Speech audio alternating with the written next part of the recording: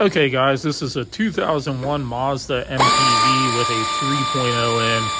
Should be the same as the Fords with the 3.0 in. I am doing a water pump. The customer originally brought it in for a thermostat replacement, but upon a farther investigation, I seen the water pump was seized, the belt was stripped off of it, and he overheated this thing bad. So I'm going to start by removing the battery to help give some more room so you guys can see better and so I have more room to work. If you like this video, please like and subscribe to support the channel, and I will put a link in the description down below for the water pump and the belt that you might need for this job. Thanks guys, and have a great day.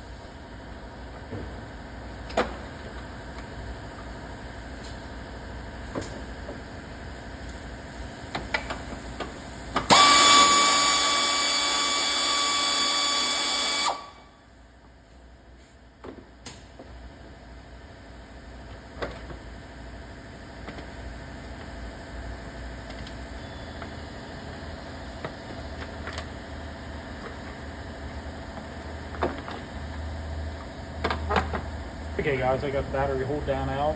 It's 4 10mm bolts, here, here, here, and here, and then one tab for the wiring harness. That'll help give me plenty of room to get to the water pump. So right here is the shield that covers the water pump and the belt up. I'm gonna take that off. There's an 8mm right here.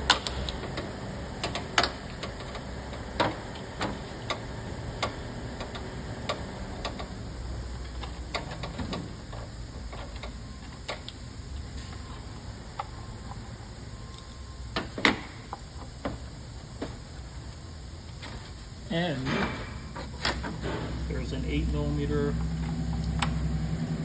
right here. And you could probably do this without taking the battery or the battery tray out, but it just gives it so much more room so you can actually see what's going on.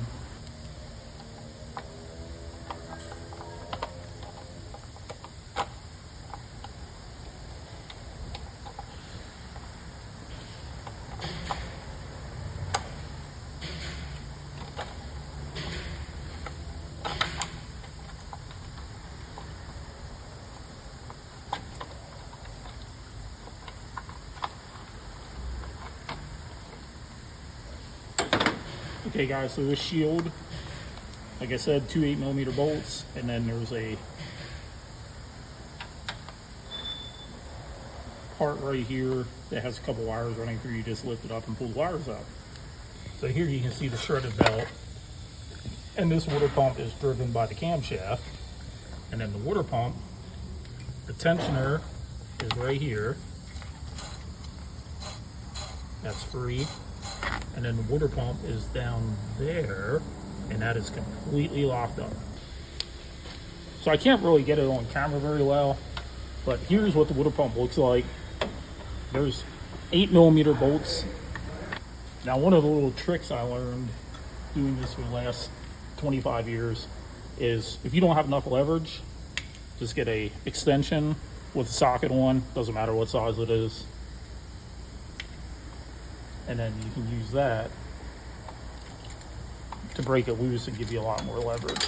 Okay guys, let me try to explain this to you and show you the best I can in the location that it's at. There is 3 long water pump bolts and then 4 short water pump bolts. So I left that one in loosely. That's a long one, and that is to hold this whole tensioner assembly. You can see that whole thing moves around. That's not what I want to come off, so I put that in there just to hold it in place temporarily. Then I wedged a screwdriver down here. This is very hard to try to show you.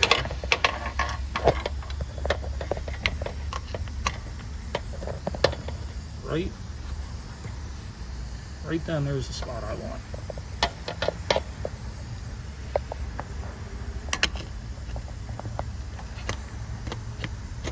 And now I just took a little hammer and tapped it, and there you can see the water pump is now loose. I'm going to take out this 1 8mm bolt that I left in here.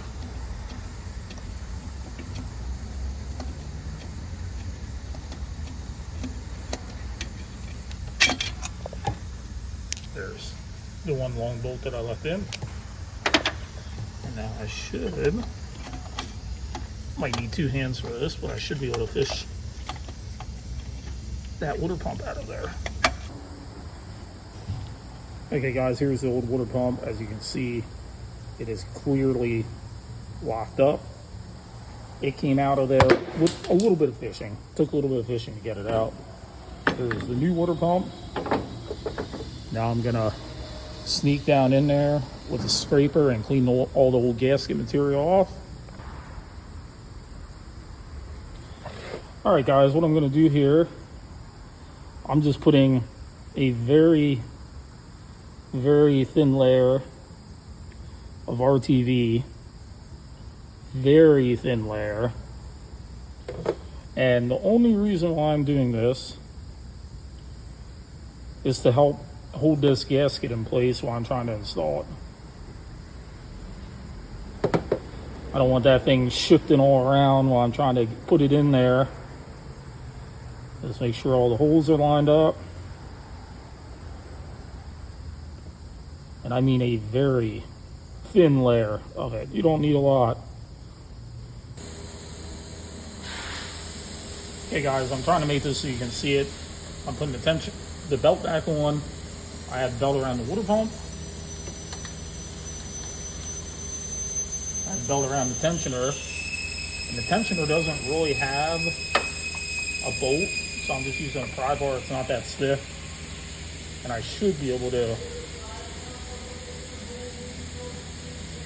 get it popped onto the pulley.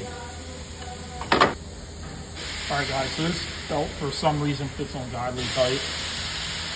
So I have going this way. I'm going to kind of treat it like a...